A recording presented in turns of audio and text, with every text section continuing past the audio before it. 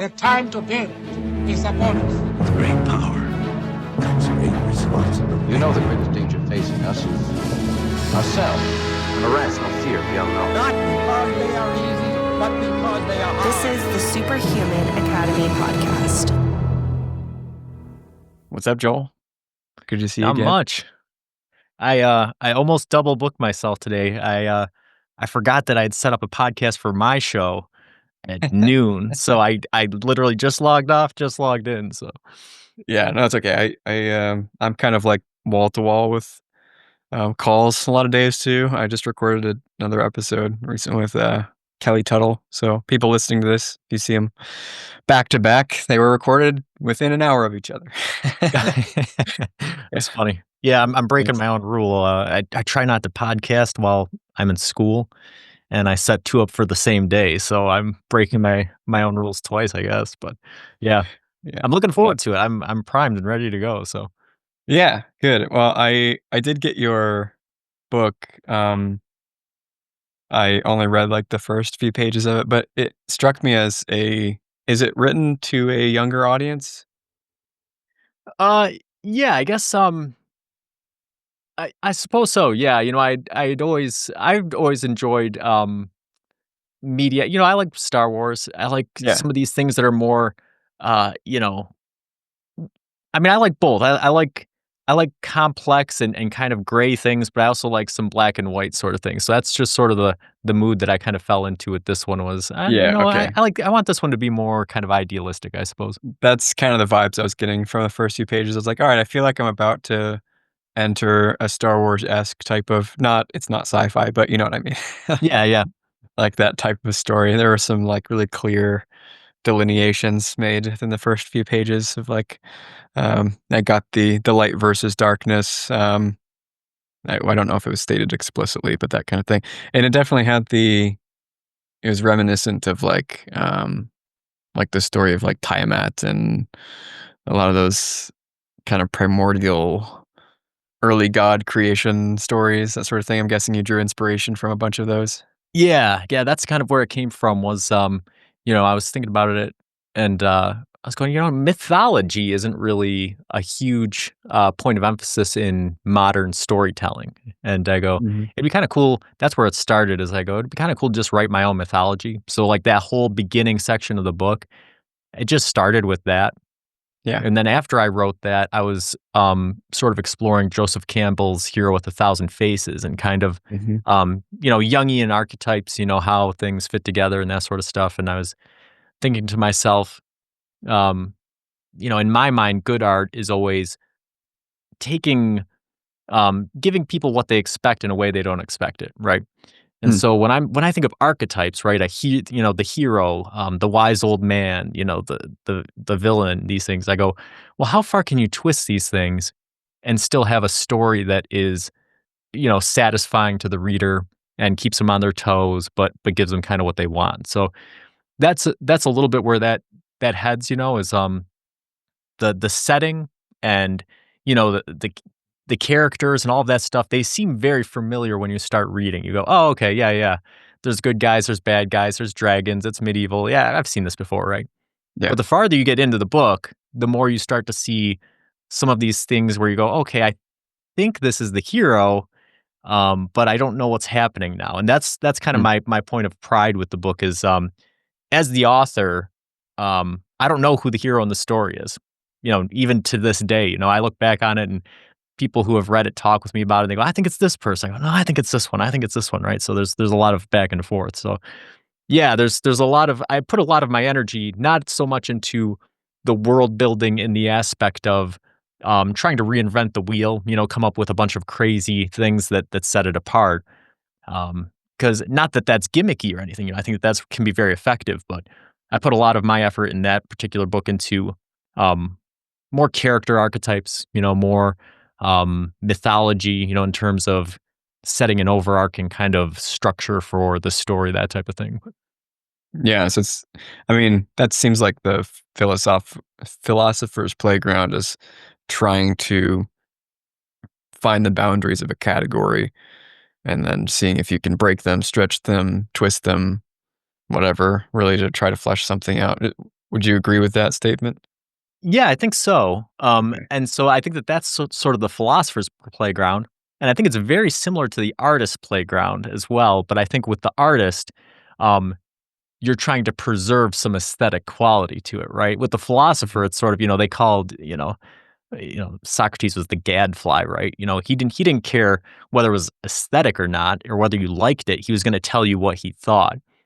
Yeah. Whereas with an artist, I think you're always trying to ascend to this higher level of, you're trying to create something not just new, but something better, right? And so if you're stretching certain aspects or breaking rules, you're stretching them or breaking them in the hopes of making something that adds to an artistic genre, right? Where if you're doing it in philosophy, you're just trying to get down to the truth, just trying to get down to the brass tacks, regardless of whether it's good, bad, or ugly. Hmm. I wanted to ask you, so I'm not I don't really have formal philosophical training or like academic training in that regard. It's just something that I personally really enjoy in a way that I think. And a place that I've come to is thinking of philosophy. Like, to me, I think the fundamental philosophical question is, how should I live?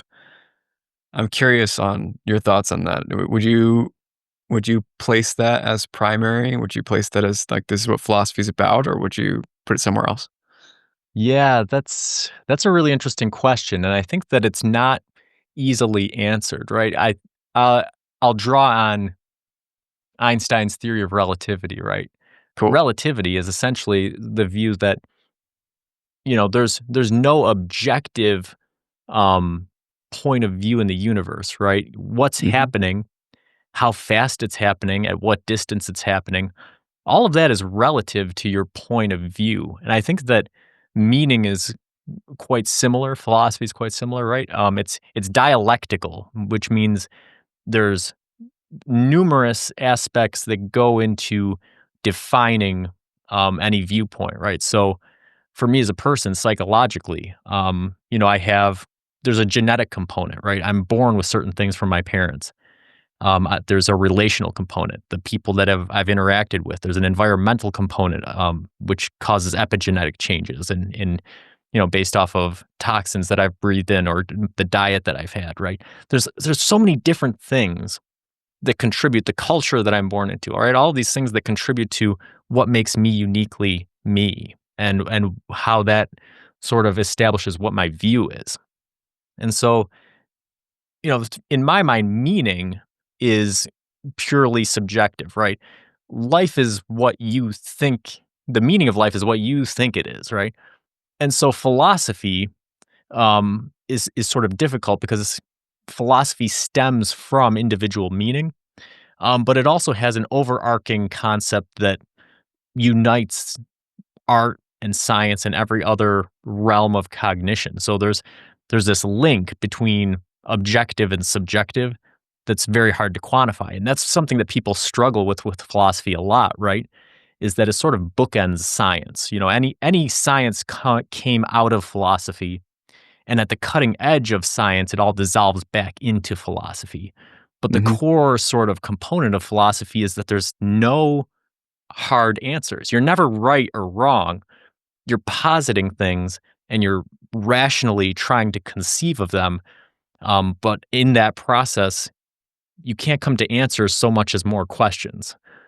So when trying to decide what the purpose of it is, um, it's very difficult. I think that Yeah, I guess I purpose can of parse that a little yeah, bit. yeah, I'll yeah, distinguish. There's like philosophy as a domain, and then that would be like capital P philosophy, and then there would be, well, how I see it would be, there's your personal philosophy, and I guess I was more on the personal philosophy side of things, like my philosophy, maybe lowercase p for that one, um, and an individual's personal philosophy.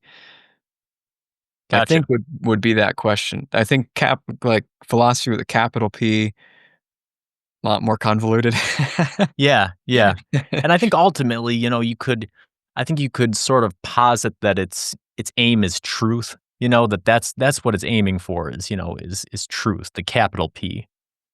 But yeah, lowercase p philosophy, I think that really derives from individual meaning, and I think that that's really going to vary from person to person, you know? Um, so yeah, I mean, I can give you my personal philosophy if you want, but if you don't wanna go into Please that go for it. Yeah, long-winded please. Oh, okay. Um, it's I with me, it's not I think that there's an element there's a philosophical paradigm called hedonism, right? Where, Mhm. it's all about just, uh just feeling pleasure, right? Just seeking pleasure as a highest goal of its own. And, back in the heyday, the golden age of philosophers in ancient Greece, it was actually a pretty well-respected paradigm. There was some guys who were taken seriously who thought, "Hey, this is all there is, right? Have fun." Mhm. And I wouldn't take it that far. Um, but what I would say is that, when we take into account, um, and anything that you say here is tricky, right? Well, when you take into account what we know objectively, well, we don't really know much objectively, but that's sort of the point, right? Uh, if we can't know much objectively, especially, you know, uh, what happens after we die, or whether good and evil actually exist in the world, or it's something that we just make up as people, or any of these things, right? Like what I was just saying, philosophy, there's no hard answers. So, what sort of conclusions can you draw? To me, part of it is you can't take it too seriously. You know, if you Mhm. can't come to any hard answers, how could you ever take it too seriously? Um, so I try to live lightly. I try to have fun. And I try to seek pleasure as long as it's not to the harm or detriment of myself or anybody else.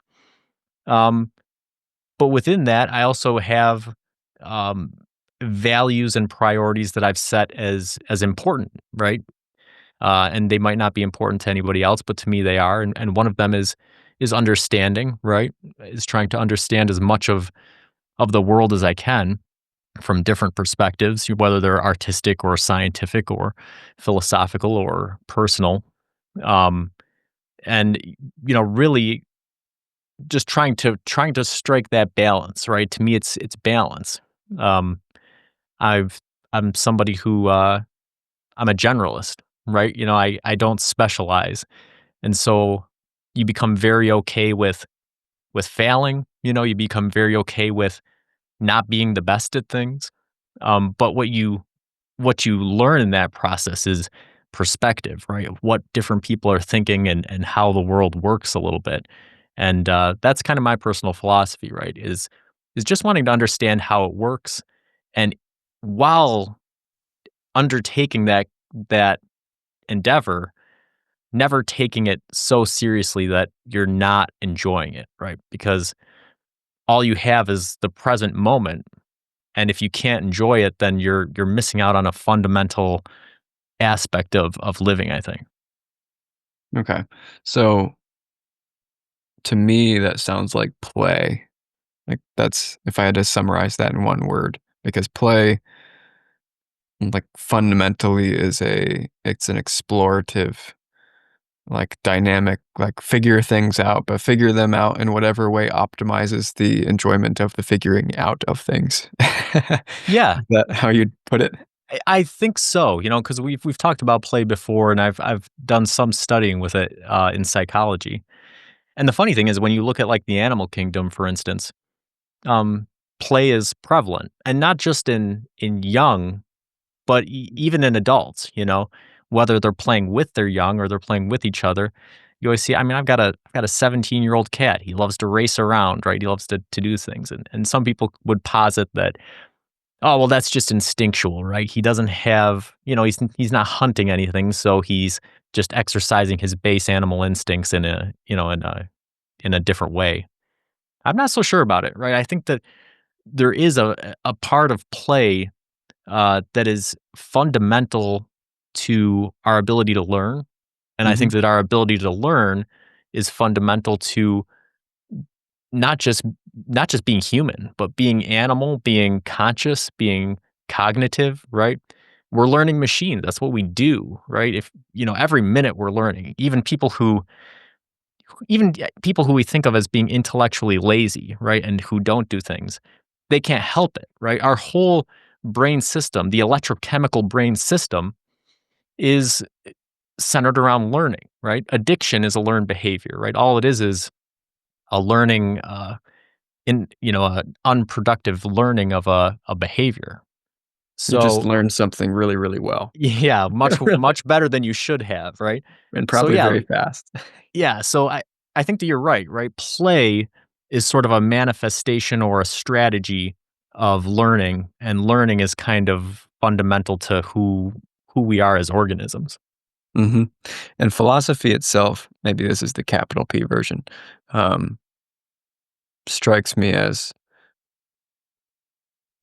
it's play, but with you've developed let's say, your cerebral cortex enough to be able to simulate well enough that you can play entirely in your mind if you want to. Like it's kind of conceptual play. That's why I said philosopher's playground before, with like stretching categories, trying to find where they end or how you could break them, or um, whatever. It's like I've never met like a cat that seems like it philosophizes too much.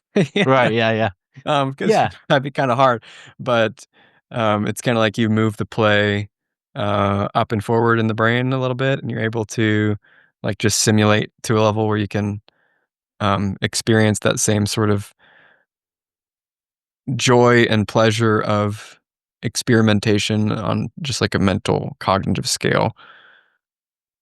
I don't know. I haven't really thought about I it would that like way to think before. so. I would like to think so, but I don't think that it's a universal phenomenon, because No, for I think sure. that's the way philosophy should be done, right? I strongly believe that. And that's how I structure my podcast, right? Is behind the idea that everyone's a philosopher and everything is philosophical, right? You can look at anything and you can think deeply about it, and you can come to some new insights, regardless of who you are or what level you're starting at.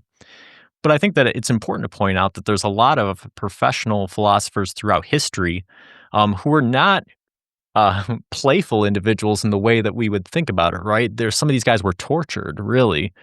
But Mhm. I think that that also sort of jives with capital P philosophy, because I think where capital P philosophy comes from, and this search for truth, brings you into confrontation with the sublime, with the awesome, with the terrible. And I think in the face of that, you only have two options, right? And one is to take it as a joke, and one's to take it too seriously. So I Mm. think there's been a lot of professional philosophers who have been on the side of taking it too seriously, right? They've been tortured by this thought that they need to figure out what the meaning of life is, or why we're here, what happens after we die, because, well, then after you die, you're going to deal with the consequences of those beliefs. Whereas in my mind, a truly rational person would say, no amount of philosophizing is going to provide me with that answer. So why am I going to allow this to torture me? It doesn't make the question itself any less interesting or appealing. I love dealing with these things that are awesome and terrible and sublime. But I recognize that if I take them too seriously, it's gonna wreck my life, right? I'm gonna be one of these guys that shoots himself at 42 or drinks himself to death or something, right? Mhm. So it's counterproductive. And what's the difference, right? The difference isn't in the process at all. It's only in the perspective. So yeah, I think that's an important thing to kind of point out. What's your perspective? So if somebody was like, "All right, philosophy seems like a bunch of old dudes asking questions that can't be answered and wasting their time. Why would I bother with that?" What's your perspective on that? I always like to bring it back to making it about them, right? Because that you can do that, right? My wife's a great example. Might be the least philosophical person I know, right? And that's part of what I love about her, right? Is she's very carefree and playful about things, and very in the moment. Uh, but this she doesn't engage in what I do, in terms of, okay, PhD level thinking about, consciousness, or every week putting so much thought into preparing for an episode about philosophy. She doesn't do that sort of thing, but we had her on to do an episode about Disney princesses one time, and she knocked it out of the park, right? And I learned a whole bunch of new stuff. And so that's what I would say, right? Anybody who says, oh yeah, well, why ask questions about God or time or any of this stuff? Because like you can't know the answers and what does it matter? I'd say, well, what are you interested in? And anybody will say something, I just play video games 16 hours a day and then I go to sleep. Okay, well, let's talk about that for a minute. What is it about video games that you find appealing? Why do you think that it's appealing to live a second life that's separate from this other life? What's going on here? Why is there a drive towards violence, or why is there a drive, towards these types of things? What is the interaction between the motor homunculus and the hands that causes these certain behaviors? And even if that doesn't capture somebody's interest, I guarantee you cannot find a person on earth that you can't start asking them questions about something and they'll say, oh yeah, but it's not that simple, right? There's this other thing that's happening, right? Yeah, right. Because that's the nature of humanities. We all have interests. We all have interests in something. And even if I struggle to find it interesting, which is usually hard, right? Because I find almost everything interesting. But, every once in a while I'll come across something and I'll say, oh, this is boring, And then somebody who's passionate about it will be like, well, wait a minute, hear me out. Like there's this. And I go, oh, okay. I get it now. That's sort of my answer, right? Because you do get these people who say, oh, what's the point in thinking about these things? Like you'll never know anything. But it doesn't have to be that big. It doesn't have to be this overarching thing. It can be anything. Yeah, that just connected a couple dots for me. I was thinking, like basically what you're doing there when you're asking somebody about what they're interested in. You're asking about how they answer the question of how should I live for them. Now they might not answer it they might not articulate it as an answer to that question, but they're behaving to their answer for that question.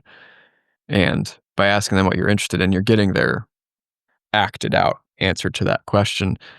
Though they might not have asked it before, they're giving an answer. And then what the dots that connected for me was, well, if somebody starts to actually ask the question and like articulate it, kind of bring it into that like left brain awareness, I guess you could say, then if they start to wonder and maybe they're not completely satisfied with how they're answering that question in their behaviors and in their life and the results that they're getting, if they want to find, well, what are some other things I could try on for size?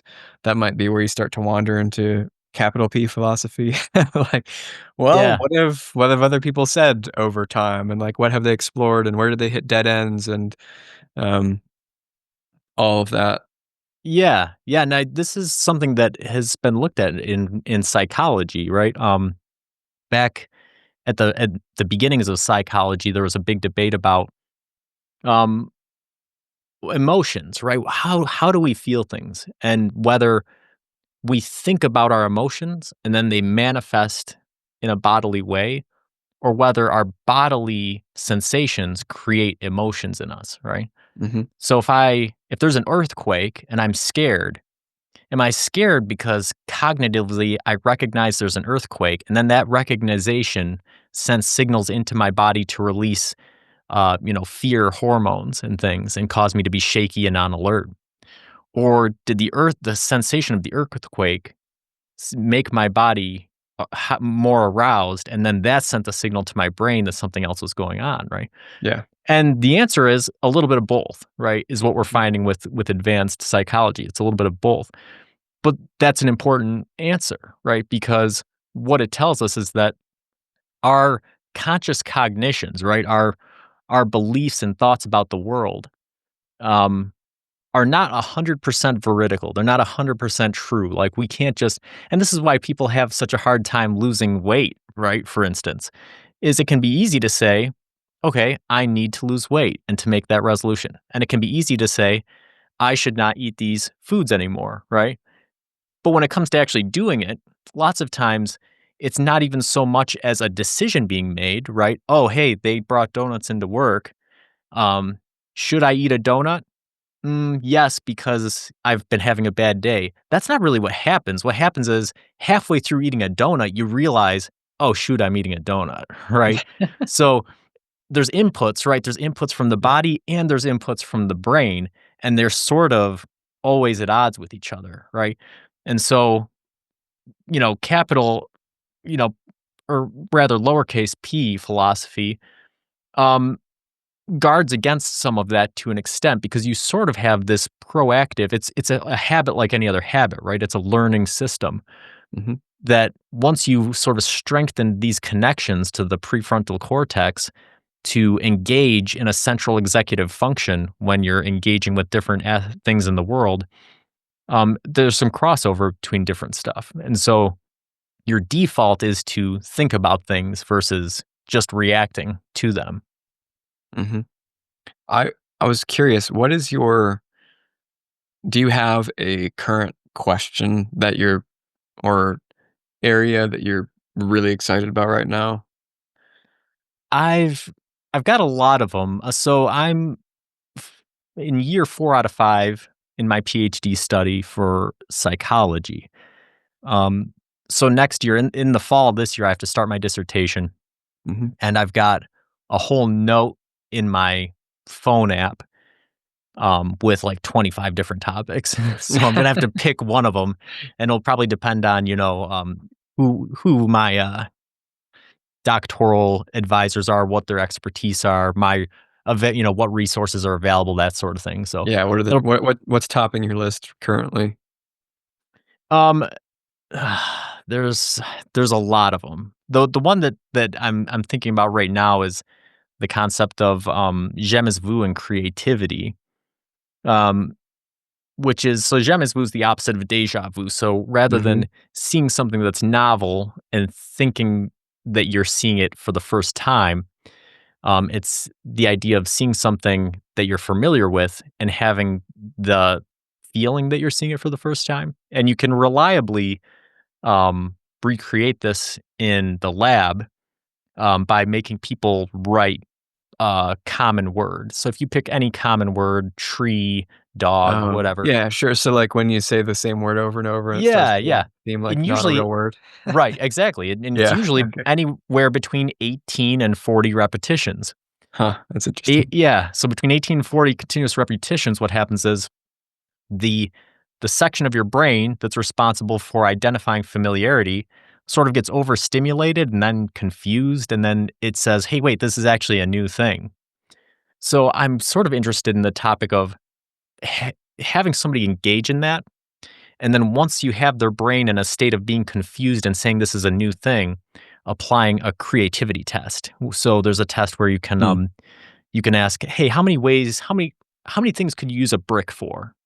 And Yeah, people write out alternative how uses many things. exercise. I've Yeah, run that yeah. so many times with So, people, so it's yeah, I'm so very familiar with that one. or any number of creativity exercises, right? Yeah. And so I can either run it as a within subjects, right? Give them one type of creativity test, apply je me vu, and then another type, or it could be with between subjects, right? You have a control group that just does the creativity test, and then another group that does the je me vu and the creativity test, and sort of look at the statistical differences between the two and see if this sort of jarring jostling of familiarity is likely to create better creative results. So that's kind Mm. of the one that's sort of at the top of the Yeah, that list sounds really currently. yeah, I'd love to see the results to that test. So you that hasn't been done to your awareness?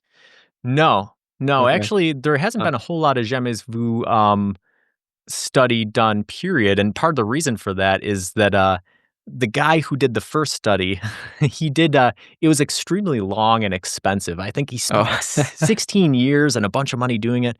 And so what happened is he got awarded an Ig Nobel prize, which is sort of the opposite of the Nobel Prize, right? They award it for studies that are really expensive and sort of meaningless and that sort of thing. So that took a lot of legitimate scientists, and they said, "Oh, I don't want to touch this anymore because it's kind of Okay. tainted." Interesting.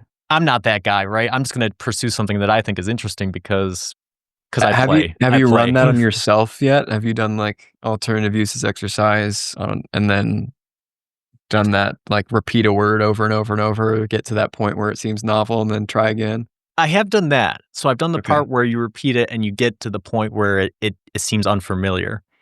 I haven't tried doing the experiment on myself with the creativity tests though. Yeah. Um, I but might do it to myself now, just to yeah, let me know what you find because I'd be curious. But Yeah, and it's because I actually have a baseline for that alternative uses test too. Like I've just in learning and memory coaching, that's one of the tools that I use to help people to um, increase their creativity on demand, like understand how to activate it more intentionally, how you can do the exercise different ways. In one certain ways are much you'll generate way more creative responses than other ways. Um, so I sort of have a baseline for like how I tend to perform on that test already. So that'd be really interesting. I might just run myself through yeah, that, see what happens. yeah, let me know because I'd be interested because to a lesser extent, that's what I sort of realize I've done with creative endeavors my whole life, right? I like to release music albums, and usually when I go to write them, um, I try to put myself into novel experiences. Yeah, So sure. I'll either create a set of rules for the songs on the album. I'll go, okay, well, in this album, every bass guitar is going to have a different effect on it, and I'm going to sort of write the songs around that. Or I'll start from the premise that actually, let's pretend that I'm a famous lyricist, and so lyrics are really important to me for this album. Like, how would I write them differently from how I normally do, Mm. right? Yeah.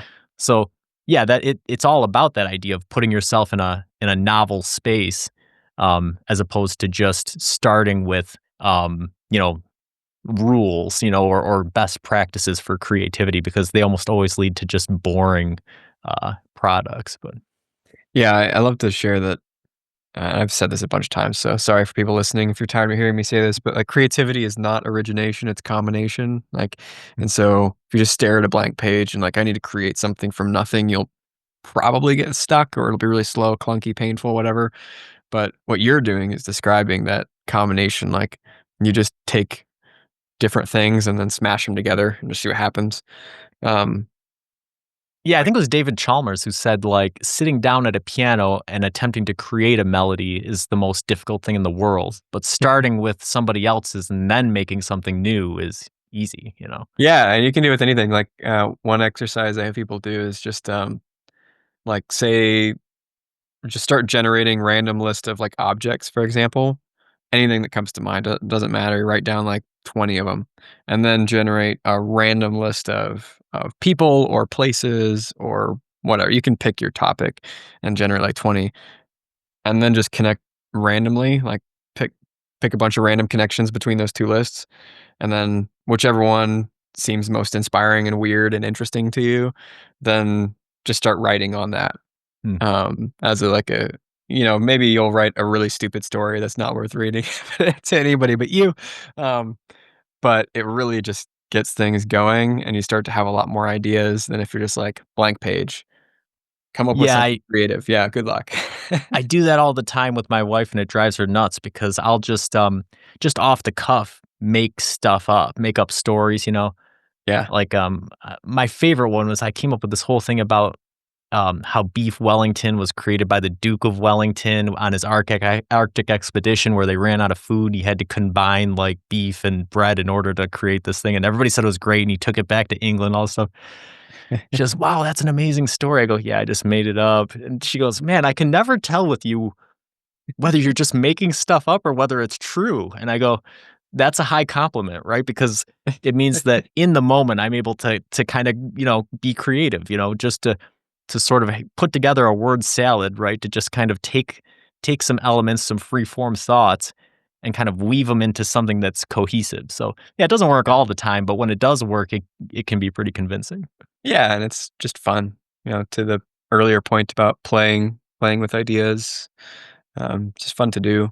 I think it's one way to keep your brain, healthier, and this is sort of backed up by evidence, but also sort of my opinion of like any way that you can get your brain doing anything that's novel, like doing something it hasn't done before, seems to be beneficial. And so, like, I've had a lot of people ask me as a learning and memory coach, what should I do? What practice should I do every day? Like, what's a brain game I can do every day to keep my brain sharp? And it's like, well, the whole premise of the question I think is backwards.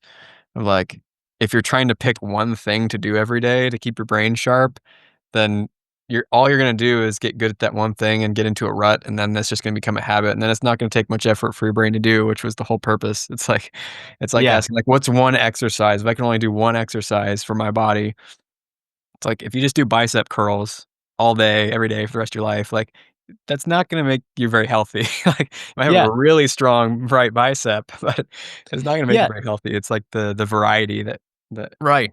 Yeah, and the generates two health. things are connected, right? Because I can totally back you up with science on that. A lot of the brain training, apps and stuff out there don't really work for the reason that you mentioned, right? They provide you with one type of exercise, and then you become good at it, and then it doesn't really transfer over to general cognition at all. Yeah. And the funny flip side of that is that if you were to ask me as a psychologist, right, what is the one thing I could do to increase my memory and creativity?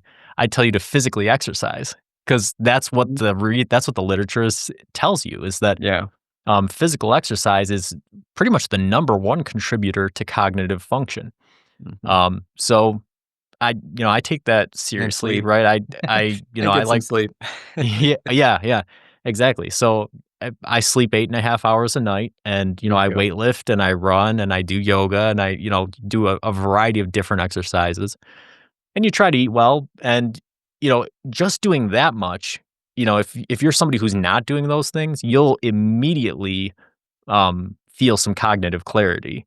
And if you can get those baselines right, then you can build off it cognitively, right? By, the next two things would probably be learning a new language or learning an instrument. If you can sort of build off those types of things, because they engage multiple different brain areas. Yeah. Um, on both hemispheres from front to back, you're really engaging a lot of areas. But yeah, there's numerous ways of doing it, and ultimately, much in line with my personal philosophy, right? What I would tell anybody is just find something that's fun for you, right? You want to increase your learning and memory, but you hate working out. Well, then don't work out if you hate working out, right? Or find some aspect of working out that you do like. Mhm. Well, the only thing I like to do is play tennis. Well, then play tennis, and then find something else that you like to do. Otherwise, it makes it very hard to stick. Right, because if Um, something is fun for you, that's like your brain signaling whatever you're doing right now is like it might not be optimal, but it's in that channel of, um, you have enough skill, but it's also challenging enough. It's pushing you in some way that your brain likes. That's yeah, why it's yeah, fun. yeah. Your zone of proximal development is what they Yeah, call it. Yeah, that area where you're challenged, but you're not overwhelmed. yeah. When you said that, my brain spit out the name. Is it Vygotsky, or is that Uh, coming from something totally different? no, you're close. Vygotsky. Yeah, yeah. Vygotsky, Lev okay. Vygotsky. It's Yeah. been a while since I went through that stuff. I was like, "That's either gonna be a composer or it's gonna be that guy." Yeah, yeah. So, I wanted to ask you, and if you haven't, I'm sure you have thought about this, I don't know what level, but, like, with consciousness, have you spent a lot of time thinking about, like, what is consciousness? How would you parse it up, explain it?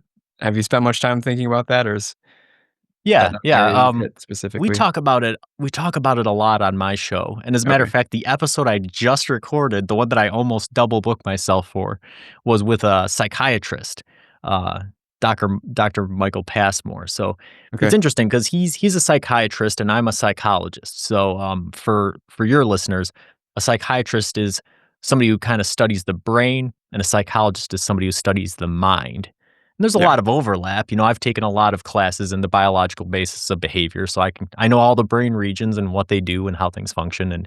And he's obviously familiar with a lot of theories of mind.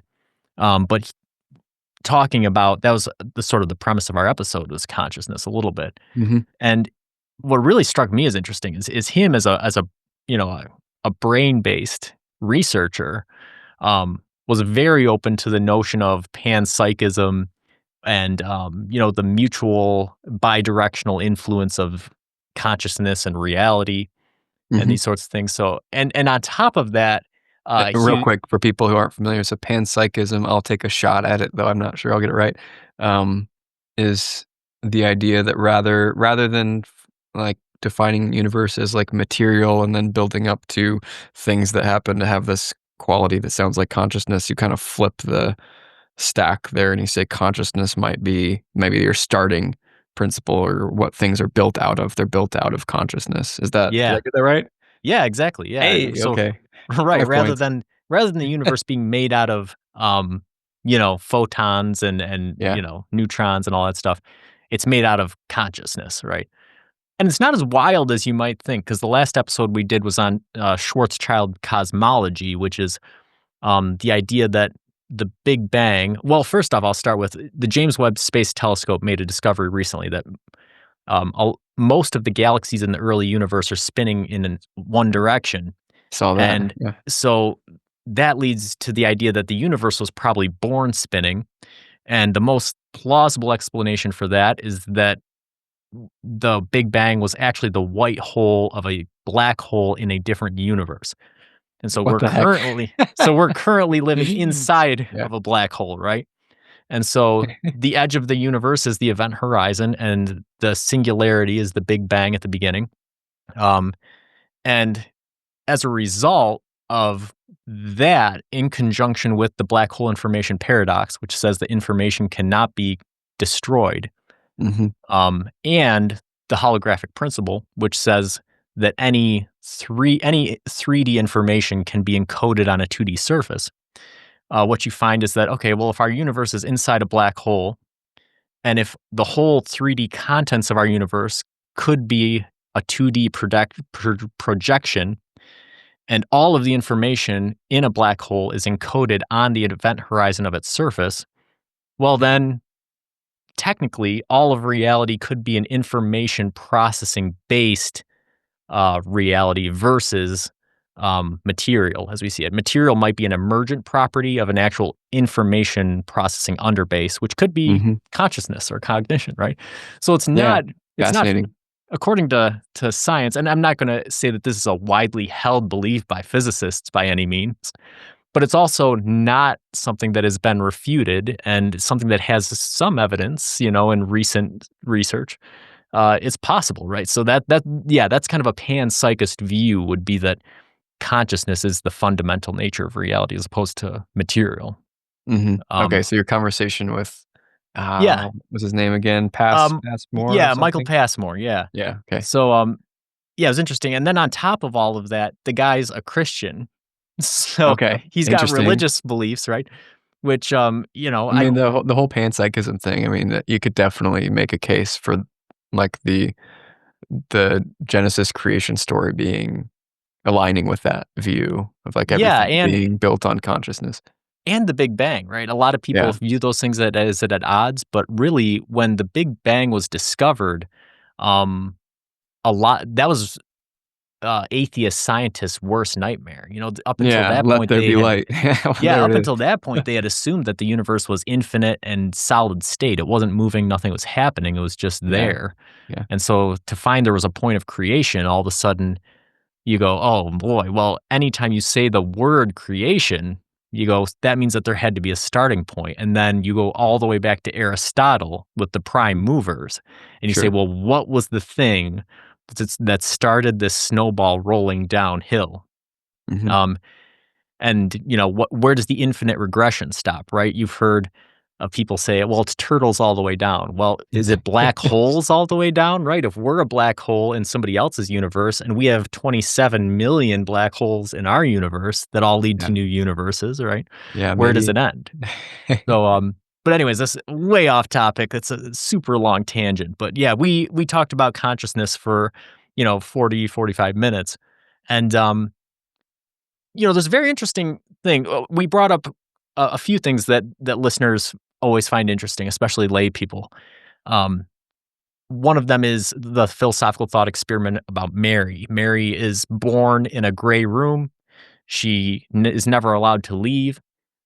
She's taught all about color, but she never sees it. And then as an adult, she's let outside and she sees color for the first time. And the reason for this thought experiment was to demonstrate how knowledge of something is different from what we call qualia, which is the actual experience of something, right? Right. You can know everything about color. You can be a PhD in color science. But if you've never seen color, then when you do see it for the first time, all of that stuff that you knew doesn't really matter anymore, right? Because that Right. experience is completely different. So we talked about that. We talked about the brain in the vat experiment, right? Which is if you have a brain in a solution of nutrients and oxygen, and so it can live, and you start just teasing it, with inputs, would that brain feel like, oh, hey, I'm out in the world doing things? And neither one of us really bought into that for a couple reasons. The research that I brought up that gives me pause in regard to that is organ transplant patients. What they're finding now, especially with heart transplants, but with any organ, is that transplant patients are starting to take on the traits of the donor organ. I heard about this. That's Yes, so and wild. so memory, right? Memory and traits, to some extent, are being stored in peripheral nervous system tissue, at least, if not musculoskeletal tissue. And he brought up another interesting study, which was they were testing. They had caterpillars that went into a cocoon, turned into a butterfly, and they were testing the butterfly's memory on things that it learned as a caterpillar. And the reason that they did that is because during the metamorphosis, the caterpillar's brain essentially turns to mush before the butterfly's brain is developed. And so there's no neuronal crossover. And what they found is, the butterfly could remember what the caterpillar remembered. How? Isn't that crazy? How, right? I love that. Single cell parameciums, right? They have no nervous system, no brain, but they can function in the world. They can find mates, find food, go towards light and dark, right? So there's cognition there of some kind. So what does this mean for consciousness, right? What does this mean for, I think it's easy, at least for me, Descartes, not so much. Descartes would throw cats off the top of a tower and say, there's nothing going on in there, I think that's ridiculous, right? Obviously, I think I've that never heard that. animals obviously are conscious, but when you look at a single-celled paramecium that doesn't have a nervous system, but can act consciously, or you see a butterfly who has none of the same neuronal system that the caterpillar did, and it can have memories from it. All of these things, it raises more questions than answers, but it does give you, it makes you question the monist view of science. And monist is a term meaning, that consciousness arises from physical stuff, right? My consciousness is in my brain, or at most in my nervous system, in my brain and in my neurons throughout my body, and that's the traditional view of science. That's the majority view. And you hear about things like this and you go, well, man, what's that mean? And then of course you have artificial intelligence on top of that, and what are its capabilities? What are the extent of its capabilities? If you were to embody it, if you were to put it in a body, would it change its qualitative experience? Who knows? Sure seems like it would. Yeah. Yeah. Have Amputees, you? right? Sorry, Yeah. what was that? Oh, amputees, right? They have phantom okay. limb pain, right? Yeah. So there's no longer a limb there, but the brain signals say that there is. Yeah. And that pain is usually the motor homunculus rewiring to try to use those neurons for new things. But it's a complicated picture. I was going to ask, do you have a personal definition of a working definition of consciousness that you operate with? I don't. I haven't narrowed it down that much. One thing I'm pretty firm on that a lot of neuroscientists do debate about is I do believe dreaming is a form of consciousness, right? I think it's an altered state of consciousness, but I do believe that dreaming is consciousness because So there's people that say that's not consciousness? because and the argument there is that consciousness has to involve self-awareness, one, and two, the ability to meaningfully interact with your environment. And so they say, well, in a dream, you're not aware of yourself and you're not, interacting with the outside world. But I think that's sort of a false characterization, right? Because I think you are aware of your subjective self in a dream, Yeah. and you are engaging with the perceived environment. So that almost is a brain in the vat type scenario, right? In some ways, Yeah, yeah, yeah, I get right? what you're You saying there. you have a neuro chemical block to your body that prevents you from carrying things out. But in many ways, you're acting as if you're Yeah, that's what I was awake. gonna say. It's like even from the neuroscience perspective, it's like your brain has to actively inhibit the body from acting out its dreams, but the signal is still there. And if you turn off the block, then you'll go try to do all the stuff you're doing in your dreams, right? Yeah, yeah. Yeah. Yeah, I used to, when I was really little, I guess you'd call them night terrors, but I would sleepwalk and walk around in my dreams and, fell down the stairs once, sleepwalking as a kid. And, I don't know what that was. We found out that if we just kept the room a little cooler, then they stopped happening. It Hmm. was like that was all it took. It was just a little change in heat, and all of a sudden my brain was not blocking that as well as it would otherwise. Um, so Yeah, yeah, it's funny. tenuous. I used to sleepwalk as well, and what's interesting about that is that most of the time it happens during, early adolescence, and then it goes away for most Yeah, people. The other yeah, thing I found interesting about dreaming, and I found this out just recently, was that when you survey people, about 80% of people say that their dreams are bad, right? really. And that was surprising to me. Yeah, because I almost never have a bad dream. And what's interesting is, like, even if something bad is happening, like, I've had dreams where, like, okay, I saw a velociraptor rip somebody apart. That seems really bad, but, like, in the dream, emotionally, I don't interpret it as bad. It's just something Right. that's happening, you know? Just a thing. Yeah, Yeah, yeah. but most dreams for most people are negatively balanced. They're scared or they're frightened or Mhm. it's unpleasant. I I guess thought that that was makes really interesting. sense. I 4 out mean, of if you 5 think about, people. like, and again, whenever I say I think there are studies about this, it's like, yeah, I read this somewhere, heard this somewhere. It's not like Right. I'm not sitting digging reading research papers all day, but I remember reading it was like I think it was called the 3E theory of dreams, and it found like someone I think they did a study just tracking what people's dreams were about versus what happened the previous day, and they found like nearly all of them had some correlation to the activities or the what happened the previous day or at least the previous couple days. And so it does make sense to me that if your brain is trying to get the gist, because there's like memory consolidation happening when you're sleeping, um, and if you take the view that the primary purpose of memory is to not do the same stupid thing again that you did before, as a primary function of memory, then it would make sense that your dreams would be like, all right, let's figure out how to encode this properly so we know not to do that again and maybe try something else next time.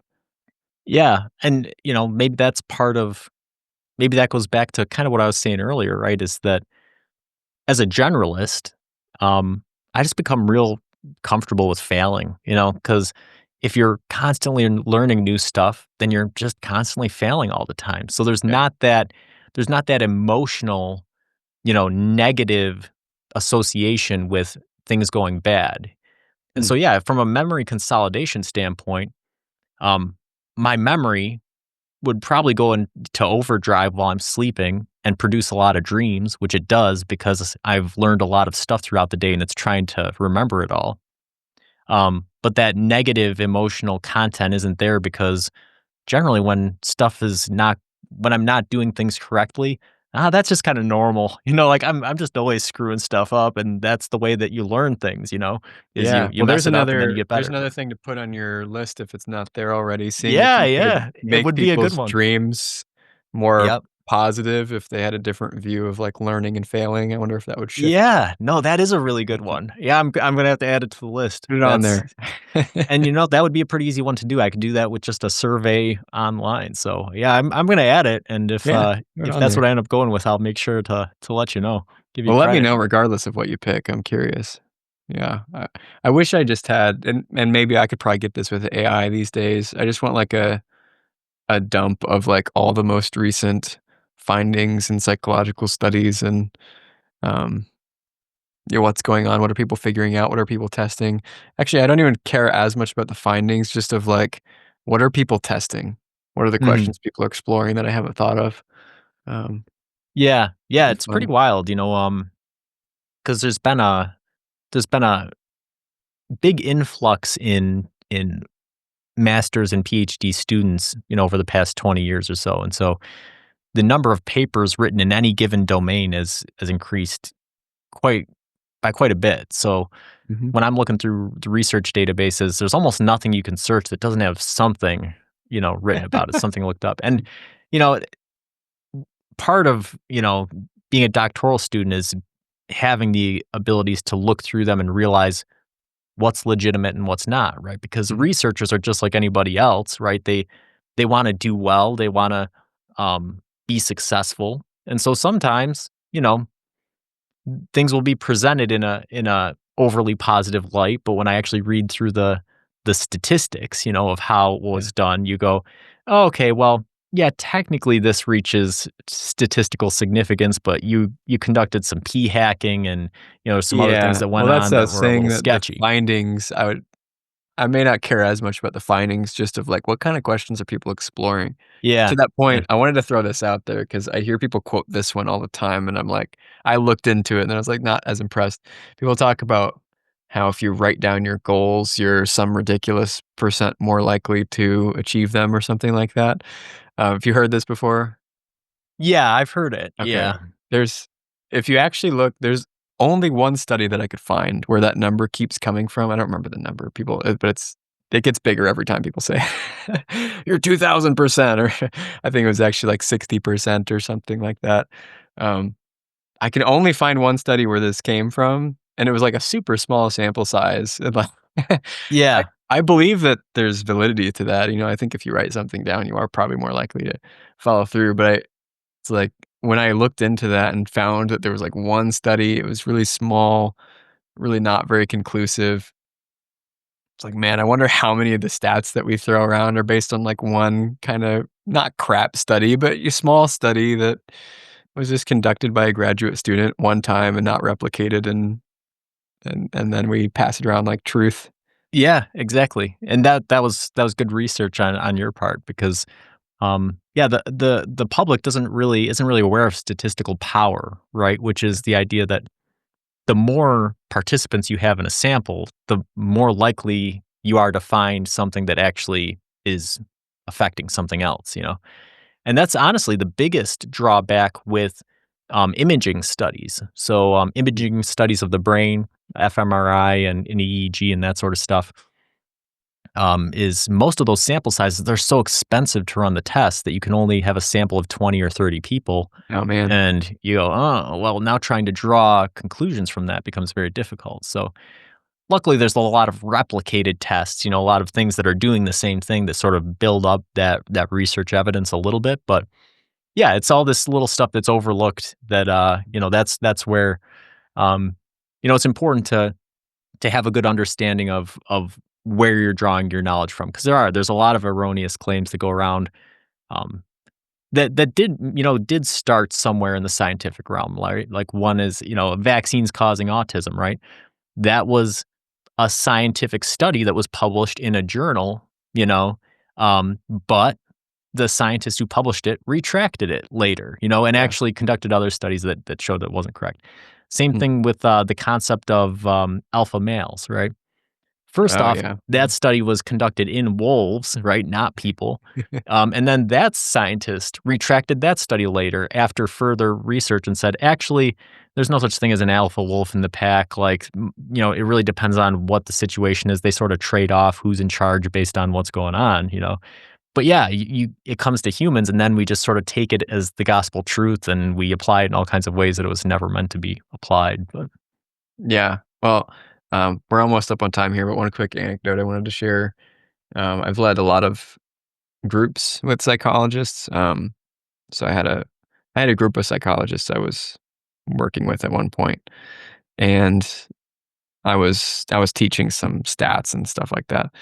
And I just threw out there, I was like, all right, so we all know scientific method, right? Everyone's kind of nodding. Yeah, we know the scientific method. I'm like, right. So you come up with a theory, and then you seek out evidence that the theory is correct. Everyone's nodding, right? Like, and then you can prove your theory is correct, and you can publish on it. Everyone's nodding, and I waited for somebody to like jump in. Right. No 'Cause one that's jumped in, yeah. and I was like, wait, are you guys serious? Come on. Yeah, Like it's very 10 it's very graduate like dangerous to level. start. Yeah, it's very dangerous to start from the viewpoint that you have the answer already, right? Because Yeah. then, like you're saying, you can design the study and you can conduct the statistics in such a way to give you the result that you want, right? You should always start science with a question, not an answer, right? The question.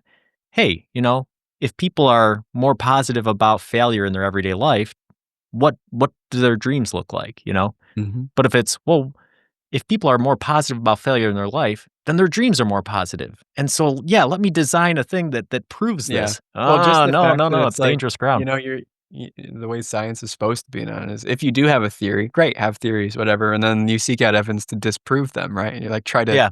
The null disprove it. No. hypothesis. Yeah. Yeah, not prove it. So, it was a little bit jarring or shocking to me to make statements like that in a very, I had professionals. There was like 10 people. I'm not throwing anyone under the bus, but and maybe they just weren't listening to me because I was boring. I don't know. But the fact that no one was like, wait a minute, nope, that's like the opposite of what we're trying to do. I was like, okay, well, if that's the case for, these people who have done scientific research, um, then it's understandable that the general population makes this mistake and just kind of takes things for granted. But I totally lost track of time. I hate to cut the conversation off kind of abruptly, but do you want to just quickly share, like, if people want to just learn more from you, where they could find you? Yeah, I've got my own podcast, From Nowhere to Nothing. It's a philosophy podcast. You can find it anywhere you listen. That's pretty much it. Cool. All right. I did give it a listen. I listened to the episode on hatred, by the way, recently. I enjoyed it. I liked the talking from nowhere to nothing on hatred. It was a fun conversation to listen to. So thanks for that. Thanks for the engaging conversation. I enjoyed it, Joel, and love to stay in touch. Yeah, thanks for having me on. It was a lot of fun. Thanks. See ya. See you. The Superhuman Academy podcast is hosted by Collin Jewett and designed and edited by Army Cinco, with original music by Joshua Schunig and voiceovers by Corey Page Schunig. That's me. You can find past episodes and resources, as well as access to the ever-growing Superhuman Academy community at superhumanacademy.com. If you like the show, don't forget to subscribe and leave us a review on your podcast platform of choice.